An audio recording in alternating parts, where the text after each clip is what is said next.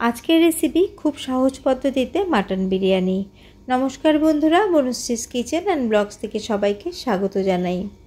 এইভাবে যদি আপনারা মাটন বিরিয়ানি রান্না করেন তাহলে যে কোনোদিনও মাটন বিরিয়ানি রান্না করেননি সেও কিন্তু একদম পারফেক্টভাবে রান্না করতে পারবেন। ভিডিওটি পুরো দেখার অনুরোধ রইল, আশা করি আপনাদের খুব ভালো লাগবে। বিরিয়ানি বানানোর জন্য এখানে আমি একটা মশলা বানিয়ে নিচ্ছি, বিরিয়ানি মশলা। আপনারা চাইলে যে কোনো কেনা বিরিয়ানি মশলাও ব্যবহার করতে পারেন। 8-10টা ছোটো এলাচ, একটা বড় এলাচ, 1.5 ইঞ্চি দারচিনি, 8-10টা লবঙ্গ আর রয়েছে 10 থেকে 12টা গোলমরিচ, 2টো জয়িত্রী ফুল, 4 ভাগের 1 ভাগ জায়ফল, 2টো তেজপাতা আর দিয়ে দিয়েছি সাজিরে। এগুলোকে ড্রাই রোস্ট করে নিয়েছি। এবার একটা প্লেটের মধ্যে আমি নামিয়ে নিচ্ছি। ঠান্ডা হয়ে গেলে আমি গুঁড়ো করে নেব।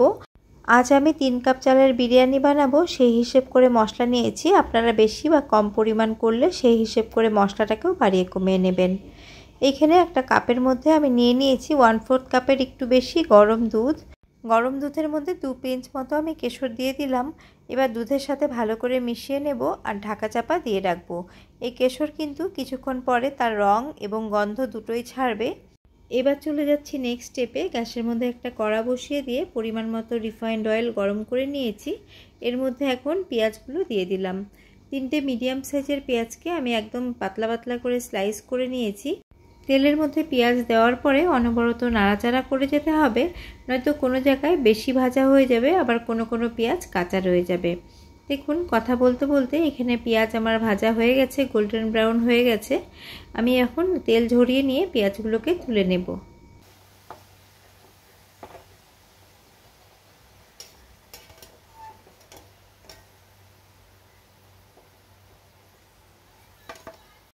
বেঁচে যাওয়া তেলের মধ্যেই আমি ডুমো করে কেটে রাখা আলুগুলোকে সামান্য একটু নুন এবং হলুদ দিয়ে একটু লাল লাল করে ভেজে নেব।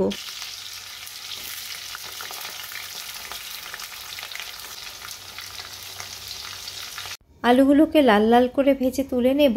এবার চলে যাচ্ছি নেক্সট স্টেপে। এখন আমি মাংস ম্যারিনেট করব। তার জন্য আমি 450 গ্রাম মাটনকে ভালো করে ধুয়ে পরিষ্কার করে জলটাকে ঝরিয়ে নিয়েছি।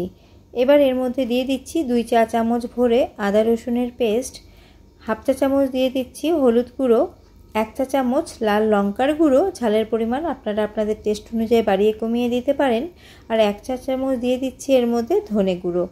এবার আমি যে বিরিয়ানি মশলা করে নিয়েছিলাম সেই বিরিয়ানি মশলা এর মধ্যে দিয়ে দেব 2 চা চামচ। পেঁয়াজের যে বেরেস্তা করেছিলাম সেই পেঁয়াজের বেরেস্তা এখন এর মধ্যে দিয়ে দিচ্ছি। পুরোটা আমি দেব না, কিছুটা পরিমাণ রেখে দিয়েছি, লেয়ারে ব্যবহার করব।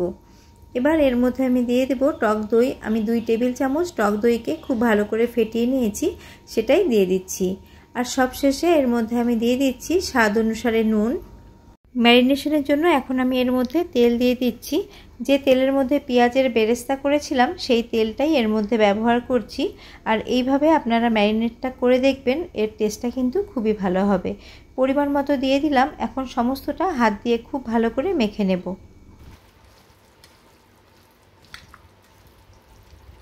ভালো করে মাংসটাকে মেখে নিয়েছি। যদি হাতে সময় থাকে তাহলে মিনিমাম আধা ঘন্টা এটাকে রেস্টে রেখে দিতে হবে, আর যদি হাতে সময় না থাকে তাহলে আপনারা সঙ্গে সঙ্গেও রান্না করে নিতে পারেন। অপরদিকে একটা প্যানের মধ্যে অনেকটা পরিমাণ জল গরম করতে দিয়েছি, আর দেখুন জল গরম হতে শুরু করেছে। এর মধ্যে আমি গোটা গরম মশলা দিয়ে দিলাম, আর সাথে দিলাম একটা স্টার অ্যানিস। স্টার অ্যানিস থাকলে দেবেন, না থাকলে না দিলেও চলবে। এবার আমি এর মধ্যে দিয়ে দিচ্ছি পরিমাণ মতো নুন। নুন একটু বেশি দিতে হবে যাতে ভাতের মধ্যে পরে বিরিয়ানি রান্নার সময় আর নুনের ব্যবহার না করতে হয়। একটা বড় এলাচও দিয়ে দিলাম। এবার আমি ভাতটাকে রান্না করে নেব। আরেকটা ওভেনে পেঁয়াজ ভাজার কড়াটাই বসিয়ে দিয়েছি। কিছুটা পরিমাণ তেল অবশিষ্ট ছিল, তার মধ্যে 3টে তেজপাতা আমি ফোড়নে দিয়ে দিলাম। এবার ম্যারিনেট করা মাংসটা আমি এখন কড়ার মধ্যে দিয়ে দিচ্ছি। আজকে আমার হাতে একদমই সময় নেই, আমি বেশিক্ষণ ম্যারিনেট করতে পারিনি। 5 থেকে 7 মিনিট মতো ম্যারিনেট করে আমি মাংসটাকে বসিয়ে দিয়েছি। প্রথমে 4 থেকে 5 মিনিট হাই ফ্লেমে ঢাকা চাপা দিয়ে মাংসটাকে রান্না করে নিয়েছি। গ্যাসের ফ্লেমটাকে একদম লোতে করে মাংসটাকে কষার জন্য আবারও ঢাকা চাপা দিয়ে রেখে দিলাম। পেঁয়াজের বেরেস্তা দিয়ে মাংসটাকে কষা হয়েছে, তার জন্য মাংস কষতে কিন্তু অনেকটাই কম সময় লাগবে। এখানে 20 থেকে 25 মিনিটের মধ্যেই মাংসটা কষে যাবে। আবারও আমি ঢাকা চাপা দিয়ে রেখে দিচ্ছি। অপরদিকে চাল 80% মতো সেদ্ধ হয়ে গেছে। এটাকে 100% সেদ্ধ করব না। 3 কাপ বাসমতি চালকে আমি আধা ঘন্টার জন্য ভিজিয়ে রেখেছিলাম, সেটাই রান্না করে নিলাম। আর সবশেষে আমি 1 ফালি লেবুর রস দিয়ে দিলাম, এতে ভাতটা খুব ঝরঝরে হবে। একটা স্ট্রেনারের মধ্যে দিয়ে আমি মাঠটাকে ঝরিয়ে নিয়েছি। দেখুন কতটা ঝরঝরে রয়েছে চালটা। এদিকে মাটনটা ভালো করে কষা হয়ে গেছে, মাটন থেকে তেল ছাড়তেও শুরু করেছে। এখন মাটনটা সেদ্ধ করতে হবে, তার জন্য এর মধ্যে জল দিয়ে দেব। যে পাত্রের মধ্যে ম্যারিনেট করেছিলাম সেই পাত্রের মধ্যে আমি জল নিয়ে সেই জলটাই এর মধ্যে দিলাম। মাটনটাকে সেদ্ধ করার জন্য মাটনটাকে আমি প্রেসার কুকারের মধ্যে ট্রান্সফার করে নিয়েছি। আর ভেজে রাখা আলুগুলো এখন আমি দিয়ে দিচ্ছি। এই সময় ঝোলের নুনটা একটু চেক করে নেব, নুন লাগলে আর একটু এই সময় অ্যাড করে দিতে হবে। আমি নুন চেক করলাম, নুন একটু কম মনে হচ্ছে, তার জন্য এর মধ্যে আর একটুখানি নুন দিয়ে আমি সমস্তটা ভালো করে মিশিয়ে নিচ্ছি। খুব বেশি জল দেইনি, মাটনের সমান সমান জল দিয়েছি। গ্রেভি ফুটতে শুরু করেছে, এখন ঢাকা চাপা দিয়ে 4 থেকে 5টা হুইসেল আমি মিডিয়াম ফ্লেমে লাগিয়ে নেব। মাটন সেদ্ধ হতে হতে পরের কাজ এগিয়ে রাখি। আর দেখুন কত সুন্দর রং ছাড়তে শুরু করেছে কেশর। এর মধ্যে এখন আমি দিয়ে দিচ্ছি 1.5 চা চামচ কেওড়ার জল আর কয়েক ফোঁটা দিয়ে দিচ্ছি রোজ এসেন্স।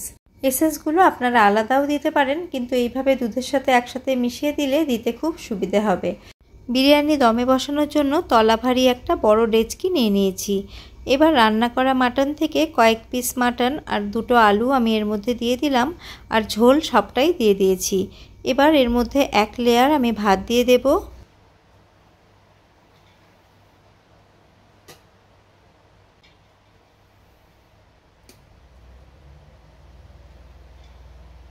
আধা ভাত আমি মাংসের ওপরে দিয়ে দিয়েছি। এবার যে বেরেস্তা করেছিলাম বেরেস্তাও ওপরে দিয়ে দিলাম, আর বিরিয়ানি মশলা থেকে কিছুটা মশলা আমি এর ওপরে ছড়িয়ে দিচ্ছি। আন্দাজ মতো বিরিয়ানি মশলাটা আমি চারিদিকে ছড়িয়ে দিলাম। আর যে দুধের মধ্যে আমি কেওড়ার জল মিশিয়ে রেখেছিলাম সেই দুধটাও এখানে 2 থেকে 3 চামচ মতো দিয়ে দিলাম।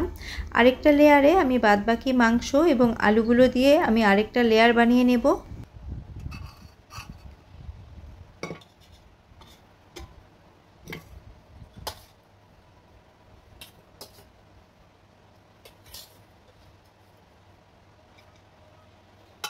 বেঁচে যাওয়া ভাতটা দিয়ে মাংসটাকে কভার করে দিয়েছি। এবার আমি বেরেস্তা দিয়ে দিচ্ছি, আর দিয়ে দিয়েছি আমি বিরিয়ানি মশলা। 1 টেবিল চামচ মতো ঘি আমি চারিদিকে একটু ছড়িয়ে দিলাম, এতে ফ্লেভারটা খুব ভালো হবে। কেওড়ার জল এবং গোলাপ জল মিশ্রিত দুধটাকে আমি পুরোটাই এইভাবে আড়াআড়িভাবে ঢেলে দিলাম। মাংসের ঝোল থেকে কিছুটা পরিমাণ তেল আমি তুলে রেখেছিলাম, সেই তেলটাকে এইভাবে ওপরে দিয়ে দিচ্ছি।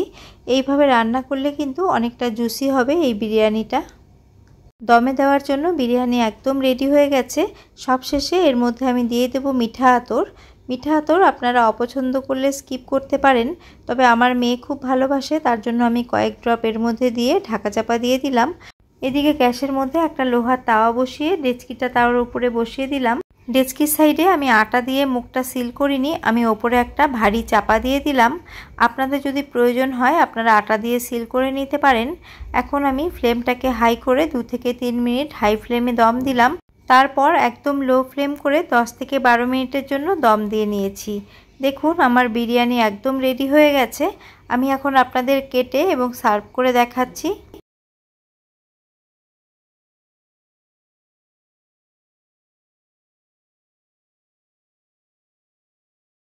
খুব সহজ পদ্ধতিতে স্টেপ বাই স্টেপ আমি বিরিয়ানি বানিয়ে দেখালাম। আপনাদের কেমন লাগলো কমেন্ট করে জানাবেন। আর দেখুন বিরিয়ানিটা কতটা ঝরঝরে হয়েছে। যদি ভালো লেগে থাকে একটি লাইক করবেন, বেশি ভালো লেগে থাকলে ফ্রেন্ডস অ্যান্ড ফ্যামিলির সাথে শেয়ার করবেন। আমার পুরনো বন্ধুদের অশেষ ধন্যবাদ আমার পাশে থাকার জন্য। আর নতুন কোনো বন্ধু আমার চ্যানেলে এসে থাকলে, ভিডিওটি ভালো লেগে থাকলে আমার চ্যানেলটিকে সাবস্ক্রাইব করার অনুরোধ রইল। আবারও আমি হাজির হয়ে যাব অন্য কোনো রেসিপি নিয়ে বা ব্লগস নিয়ে। আজ এই পর্যন্তই, নমস্কার।